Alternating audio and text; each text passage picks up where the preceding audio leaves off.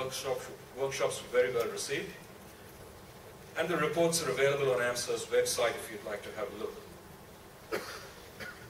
In all three workshops, there were several risk factors identified that required improvement. I've selected a sample few to give you an idea of the improvements suggested by the collective.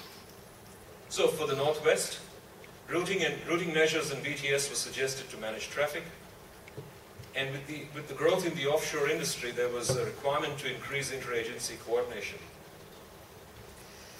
There was a suggestion to expand ship vetting programs and increase port state control to address crew competency, and to prioritize sensitive areas from an environmental point of view. Dedicated response teams for petroleum discharge, and increase enforcement presence for non-SOLAS vessels. The second workshop for Gladstone, channel duplication with separation was identified as the main factor, and the carriage of AIS Class B for fishing vessels to improve the quality of fishing vessels. Response workshops and the documentation of contingency plan for hazardous material release. And again, to improve the quality of deep draft vessels, a ship vetting program, and for AMSA to address crew competency issues through IMO. And for the last workshop, which took into account the ports of Hay Point, Abbott Point, and the coastal tracks in between,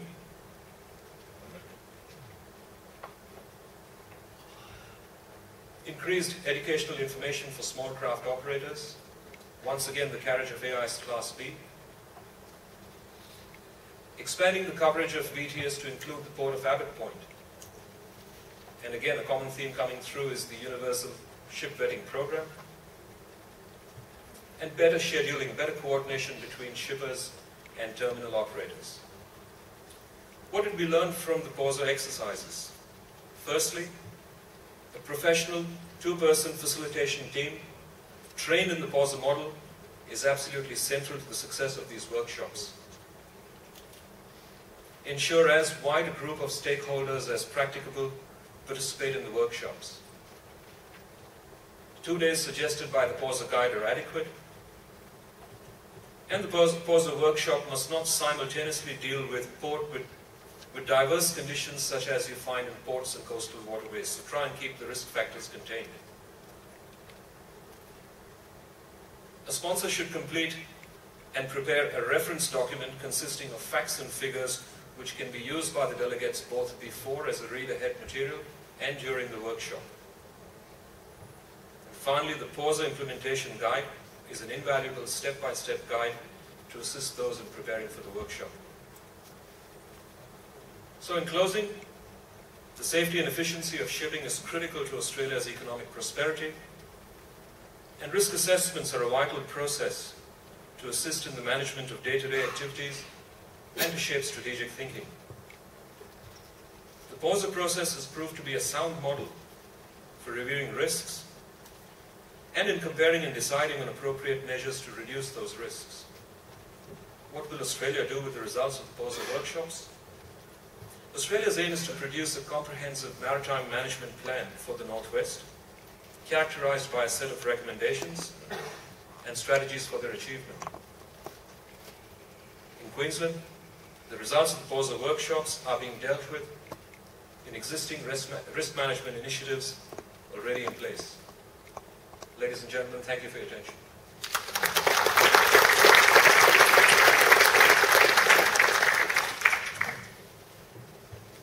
Thank you, Manish. From POSO, over to the risk concept. Mr. Cornelius is the chairman of Shuttle and has been the technical coordinator of the MARNIS. He was one of those organizing the first VTS report in 1976. The floor is yours.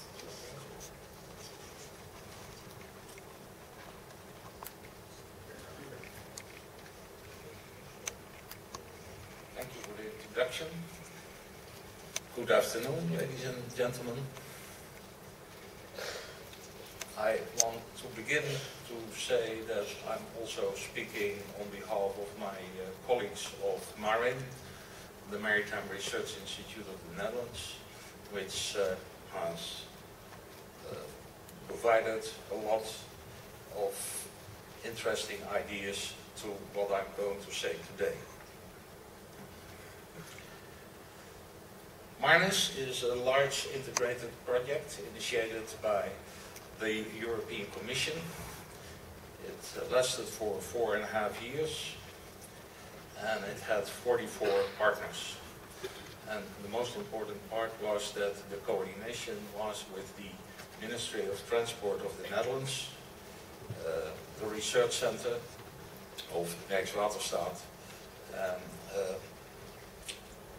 that was the first time that we coordinated such a large project. This presentation will mainly discuss the monitoring activities of traffic in European waters according to the European Directive 2002/59 and its amendments. These activities include the establishment of national MOS centers and the calculation of a risk value. The latter is a concept analogous to the idea of risk-based design and risk-based inspection. It will propose measures against a vessel of which the risk value exceeds a certain threshold. Let's first have a look to a MOS center, a maritime operational center where all maritime services oriented to sea are under one roof. It has the following functions: remedial, oil pollution response, search and rescue, emergency assistance services, MAS. It also includes VTS, proactive services of VTS, and routine services, and of course enforcement in cases where you have the jurisdiction to do that. It also deals with security issues. As you know, MRCCs are dealing with those issues. And also the maritime safety information is included in the functions of a MOS. It's a proposal. It's not yet in work anywhere, but close to what we intend to bring is the Coast Guard Center of the Netherlands and the centers of CROSS in France. You have maritime stakeholders having an influence on the functions, especially the customs, and of course the Paris MOU, Memorandum of Understanding, but other stakeholders are not excluded, such as civil protection, the environment, health, and on-land rescue. The manning of a MOS center was the issue of a lot of discussions in our group, but the number of individuals which will man a MOS center depends of course on the maritime traffic, density and size, and the size of the search and rescue area being assisted by that MOS center.